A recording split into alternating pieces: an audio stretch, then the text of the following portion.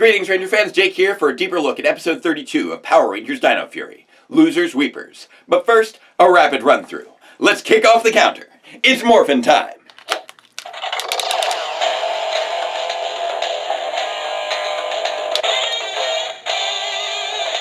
Okay, so we open on a forest, not Area 62 this time, where Izzy and Ion are racing bikes until a bump knocks Ion into Izzy, making her lose control and crash into an overturned Jeep, labeled Area 62. Izzy's bike is trashed and she finds a battered suitcase. Finders keepers. But it just has an old dog collar inside, while Ion finds another case, Losers Weepers, full of money, claiming that it's all his, just like Izzy claimed the collar case was all hers, so they teleport off to the base just as Mucus wanders by and tries on the collar, suddenly growing into Mega Mucus, before being shrunk back down to size by some power lines from turning the collar to Void Queen, who's been keeping Terra captive in her old tank, calling off the hunt and summoning the sister of a forgotten old sporks beast, Flapnarok, to make use of Mucus's Mega Collar, while Izzy and Ion snap at each other until Ion nopes out and leaves for some retail therapy, meaning he's too distracted to get the message when Ranger trading and Ollie and Amelia's flirting gets interrupted by the arrival of the Mega Beast. Zord time! The Terra Free Zord Battle Mode knocks Flapnarok out of the air before getting thrown off and combines with the Dino Fury Megazord Smash formation to form the Terra Smash Ultrazord, but the Fusion Ultra Punch is no match for Flapnarok's lightning as she blasts the Zord apart and then, whoops, all out of power. The collar loses energy, so she shrinks down. They try to play grab the collar, but she plays keep away and escapes, so they return to the base to plan while Ion's moping in the plaza and is joined by Pop-Up, who helps the decked out Gold Ranger realize the fleeting nature of instant gratification consumerism, so Ion gives him the sparkly new jacket and starts giving away the rest of his new stuff to passersby. Probably could have exchanged it for stuff more communally useful than bling, but still nice. Meanwhile, Mucus is ordered to recharge the collar and the Rangers debate the use of the Primal Ultrazord, since it, blew up 4 Rangers last time. But Solon's had 65 million years to improve the fine-tuning, so they decide to go for it, while Izzy tracks down Ion to get his Moza Dino key, finding him handing off his gold bling and bringing him back to the base just as Flapnarok attacks again. Primal Ultrazord time! The new formation works, running circles around Flapnarok, tossing her through the city, mountains, oceans, and even into space before finishing her off with a Primal Ultra Blast, giving the moon a new crater before returning to base. I'm sorry, you're sorry, no Ollie, no microscope for you. Ion admits to spending all the money and gives Izzy a replacement bike, returning to the forest for one more race. Roll credits. And that's the end of the episode. Now, let's take a deeper look. Much like with Serious Business, it looks like we're once again taking a little bit of a breather here, focusing largely on a lesson of the day and the monster of the week, with some minor bits of plot development being sprinkled in with Tarek's continued captivity, the unexplored mystery of the abandoned Area 62 truck, and of course, the new Ultrazord formation. Now, Ultrazords being introduced during otherwise innocuous filler-style episodes is nothing new. Even though we often think of them as these big, momentous expansions to the Zord arsenal, the original Ultrazord was first shown in an episode focusing on the Rangers' high school performance of Rumpelstiltskin, Wheel of Misfortune, and the Thunder, Ninja, and Shogun Ultrazords were introduced in the similarly unremarkable A Monster of Global Proportions, Final Face-Off, and The Sound of Discordia, respectively. However, the Primal Ultrazord definitely feels like a very different case, because not only has it been foreshadowed since last season, but it's also intimately tied into the backstory of the series. This was the Zord formation that ended the original Sporks conflict and the lives of 2/3 of Zato and Ion's Ranger team. That's huge, and I'm honestly a bit torn on how they handle it here.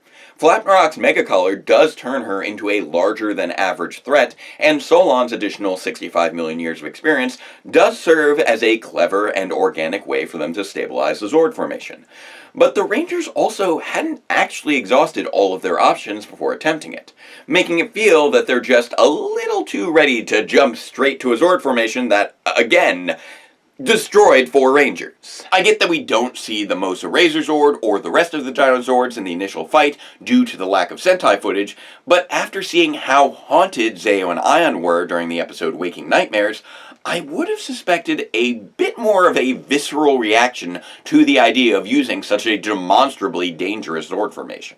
Instead, it appears that we're running into a similar problem to the one that we encountered during the hunt. The characters are behaving as though the acknowledgement of an issue raised in a previous episode was also the resolution of that issue. The implication here is that Zato has come to trust his new team well enough that he's willing to put aside the feelings of guilt that he experienced over the loss of his old team, which would honestly be a perfectly fine way to go about things here, but isn't the one that's actually explored or addressed. Instead, the plot point, which had been central to the conflict of Waking Nightmares, is treated like every other instance where a new weapon or Zord formation is introduced, and the Rangers are warned about how dangerous it might be, but decide to do it anyway, free of any consequences. Now, I will say that I do appreciate that there's actually a bit of weight behind that scenario this time. But if you're going to raise the stakes that much, you need to tweak the Rangers' reactions accordingly. Note that I'm not saying that the solution to this dilemma needs to be overly complicated, just that I think it should have taken more than 3 lines and a quick technobabble exchange to convince Zato to relive quite possibly the most traumatic day of his entire life. And speaking of technobabble, all of these discussions of Zord power levels, along with the fact that Dino Fury's first 2 Ultrazords, the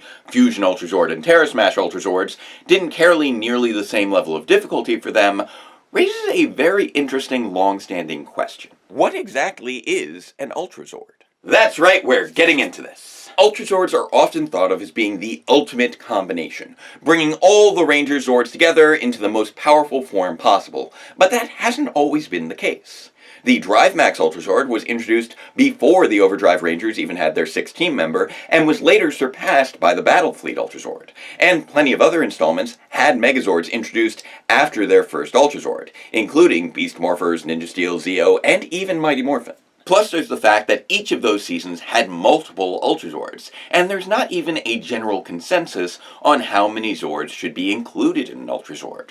All of the Mighty Morphin and Zeo examples each had 7, as did Ninja Steel's first Ultrazord, but their second had 8. Overdrive's had 10, RPM went up to 12, but Super Samurai's Gigazord wasn't an Ultrazord at 14, even though both of Beast Morpher's Ultrazords only had 5. So with that much variety, it seems almost impossible to nail down what really defines an Ultrazord.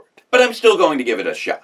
An Ultrazord is any combination of a primary Megazord-style Zord, a 6th Ranger-style Zord, which may include a secondary Megazord-style Zord or large flyer, and at least 1 additional auxiliary Zord, assembled in such a way that other Zords may be swapped in or out, but no additional Zords may be added to the combination. This definition includes every single Ultrazord in the franchise and none of the Megazords, fitting the original Ultrazord, Thunder Ultrazord, Ninja Ultrazord, Shogun Ultrazord, Zeo Ultrazord, Super Zeo Ultrazord, Thunderstorm Ultrazord, Hurricane Ultrazord with the Dolphin swapping out for the Samurai Star, Drive Max Ultrazord if you count the Sonic Streaker as the large flyer 6th Ranger type, RPM Ultrazord but not the Zenith or Skyrev Megazords, Dino Charge Ultrazord if you consider the Para and Raptor Zords auxiliary to the main Megazord, Ninja Steel Ultrazord, Ninja Blaze Ultrazord, Beast X Ultrazord, and Beast X King Ultrazord if you consider the Jet Zord as auxiliary to the Wrecker Zord, and both the Racer Zord and Beast X King Zords as being primary Megazord style Zords. And of course, the Fusion Ultrazord, Terra Smash Ultrazord, and Primal Ultrazord. Interestingly, this means that the Samurai Gigazord doesn't count, but the Samurai Shark Gigazord technically still does. So in other words, the combination of the T-Rex Champion Zord, Mosa Razor Zord, and Terra Freeze Zord is just as valid an Ultrazord as the combination of the original Megazord, Dragon Zord, and Titanus, without requiring nearly so many caveats as some of the others on our list. And with all that settled, let's get into how none of this was actually the focus of this episode. Because even though there were 2 Ravkonian survivors of the Primal Ultrazord's original self-destruction, and Zato is the only one who receives any pathos from that event in this episode, the actual central character of the story is Ion. Specifically, Ion learning about the existence of Area 62 and later having a heart-to-heart with Pop-Pop about the emotional emptiness of retail therapy? Now, this is a fine moral. It digs into our collective obsession with consumerism, emphasizes the importance of human connection, and even builds up the value of contributing to your local community, even if those contributions are random gold-themed fashion accessories and collectibles being distributed through a high-end shopping district. I mean, don't get me wrong, it's great that Ion made so many people smile, but he also could have, returned all of that gaudy gold stuff and used the money for things that people actually need, like food and shelter, and that could have drawn attention to helping high-needs communities, but that also would have been a far more in-depth exploration of the concept of communal giving than this episode was ever really likely to dive into. And that's kind of my point. Once again, we have a potentially strong standalone episode concept played against a major story arc episode, and the result is that neither really feels properly explored. In fact, the way that some of the characters are used for the moral of the day plot actually seems to actively undermine the value they could be providing to the Ranger and villain plot. Think for a moment about what the premise of this episode would be if we were to excise out everything surrounding the mysterious briefcase of cash. The discovery of an abandoned piece of tech from Area 62 drives the Rangers to push the boundaries of their own tech with the formation of the Primal Ultrazord, forcing Zato to come to terms with how he lost his previous Ranger team, while Ion seeks out the counsel of Pop-Pop, who gives him a new appreciation for making humans smile. think about that premise and how well that could have all tied together if the connection between Pop Pop and Area 62 were actually addressed. But instead, that random Jeep is simply used as a means to introduce a pair of MacGuffins that will almost certainly never be addressed again. Now, it is possible that I could be wrong, and this episode will have major plot significance in the future, as we eventually learn the backstory behind the Jeep, and the case of Cash, and Supergrowth Collar, but considering that the Rangers don't even question the origins of the collar in this episode, it feels pretty unlikely, with the Area 62 mention feeling more like an Easter egg than direct foreshadowing. Ultimately, we'll have to wait and see if this episode gets any callbacks beyond a, hey, remember this? But considering that even the reveal of the Ultrazord's backstory barely got any focus, it's probably best to evaluate this episode on its own terms, finding value in things like the cute familial connection between Flapnarok and Dragnarok, the creative camera work of Flapnarok's game of Keep Away with the Collar, or the sheer awesomeness of the Primal Ultrazord's debut battle. With that respect, you could say that this episode quite literally shot for the moon. But sadly, it looks like a lot of potential for story and character development got lost along the way. So make sure to join me next time for a deeper look at episode 33 of Power Rangers Dino Fury, The Copycat. And if you would like to share this week's rapid run-through, you can find it as a standalone clip over at Morphin Legacy's YouTube channel. Please like, share, subscribe to us both, ring the bell for future notifications, and until next time, farewell Ranger fans, and let the power protect you.